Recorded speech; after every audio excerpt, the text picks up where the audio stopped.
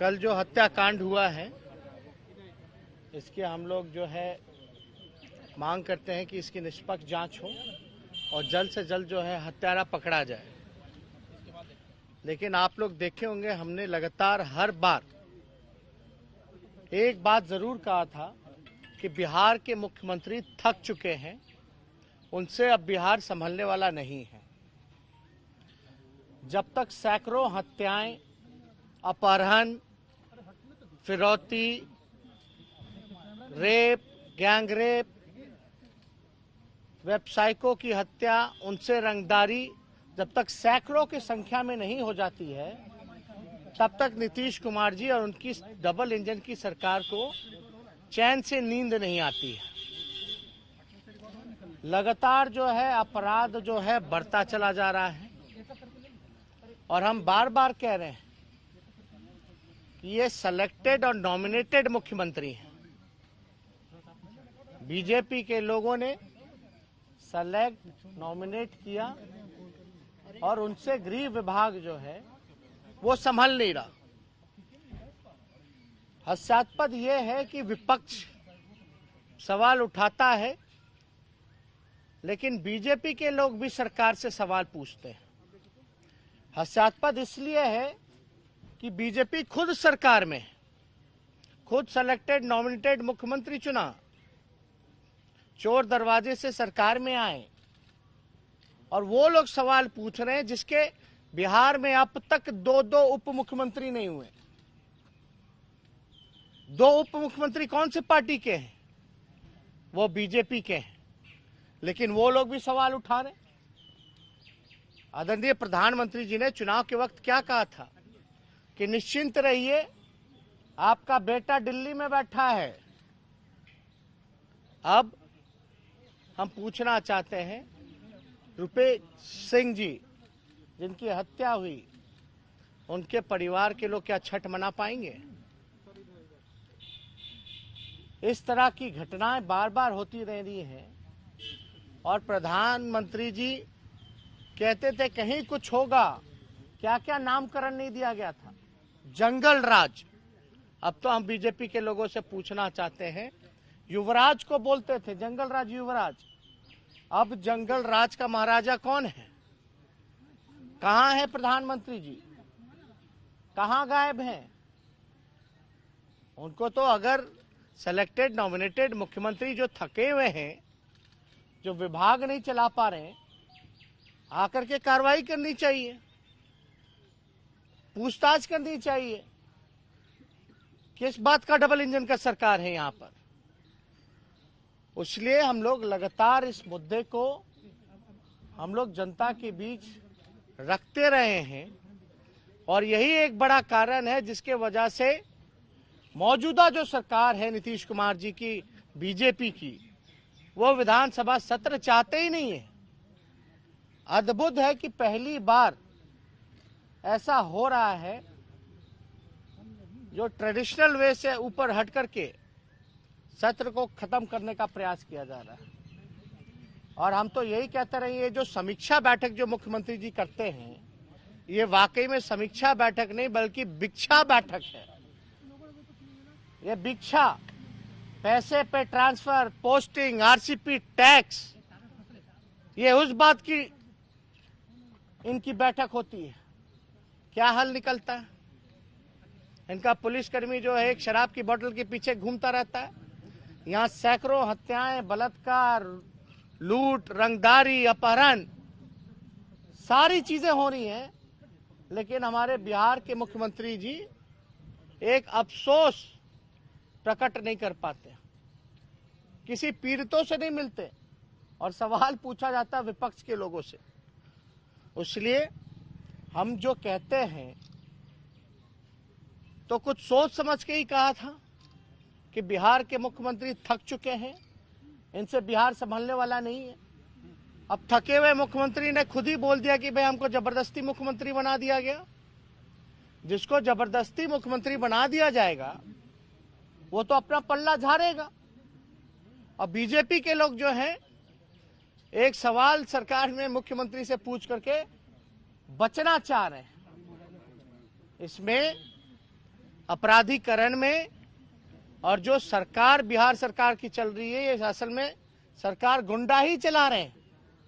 इससे बचने का प्रयास बीजेपी के लोग कर रहे हैं, लेकिन उनको ये एहसास होना चाहिए कि भाई आपके इतने मंत्री हैं, 2 उप मुख्यमंत्री हैं, किस काम के, क्या काम कर रहे हैं? लगातार घटनाएं बढ़ती जा रही हैं, लोग जो है असहज महसूस कर रहे हैं, घर से निकलने में सुरक्षित महसूस नहीं कर रहे हैं। आप बताइए, अब तो घर में लोग घुस घुस के गोली मारे जा रहे हैं। एक गोली नहीं, सुनने में आया 15 राउंड चला, जिसमें 6 गोली रुपए जी को लगा। और इतने सज्जन व्यक्ति, इतने हंसमुख व्यक्ति, हम लोगों का भी जाना एयरपोर्ट लगातार रहता है, मिलना जुलना रहा है, लंबे समय से हमारा भी उनसे संबंध रहा है। अब समझ में नहीं आता कि पटना जो राजधानी है, इतने पॉश इलाके में कितना किलोमीटर होगा? 2 किलोमीटर होगा सीएम हाउस से। 2 किलोमीटर दूर सीएम हाउस से ये घटना को अंजाम दिया जाता है। एक व्यक्ति नहीं बल्कि 2-3 व्यक्ति आकर के 15-15 राउंड गोली चलाते हैं, और अब तक जो है कोई कार्रवाई नहीं की जाती। और ऐसी कितनी घटनाएं हैं। हम तो मुख्यमंत्री जी से कहेंगे कि जितना ध्यान और जितनी मॉनिटरिंग आप एडिटिंग में करते हैं कि बिहार में अपराध का न्यूज ना सामने आए, बिहार में बलात्कार और भ्रष्टाचार का मामला सामने ना आए, अगर उतनी ही एडिटिंग और मॉनिटरिंग अगर आप ईमानदारी से क्राइम को रोकने में लगाते तो शायद ये नौबत नहीं आती। इसलिए हम बार बार कह रहे हैं कि मुख्यमंत्री जी से, नीतीश कुमार जी से अब बिहार संभालने वाला नहीं है। अगर विभाग नहीं संभाल रहा तो किसी और को दे दें विभाग, गृह विभाग, क्या आपत्ति। और वैसे भी कोई जबरदस्ती तो है नहीं, वो तो जबरदस्ती उनको मुख्यमंत्री बनाएगा, वरना तो मुख्यमंत्री भी नहीं बनते। तो गृह विभाग क्यों रख रखा है? दे दे, क्या आपत्ति आनी चाहिए। और कोई इस मुद्दे से अगर आप लोगों का सवाल? नहीं, लगातार घटनाएं जो है हर जगह हो रही है। अगर आप डेली अखबार का पन्ना खोल करके देखें या न्यूज में हेडलाइन देखें, तो कभी दरभंगा, मधुबनी, सीतामढ़ी, मुजफ्फरपुर, पटना, गया, कोई ऐसा इलाका नहीं है, कोई ऐसा जिला नहीं है जहां हत्या, अपहरण, लूट, रंगदारी, बलात्कार, भ्रष्टाचार नहीं हो रहा। लेकिन नतीजा क्या है? अपराधी पकड़े क्यों नहीं जाते? भ्रष्टाचारी पकड़े क्यों नहीं जाते? नीतीश कुमार जी के राज में भय क्यों खत्म हो गया है? ये अपराधियों का तांडव हो रहा है पूरे बिहार में।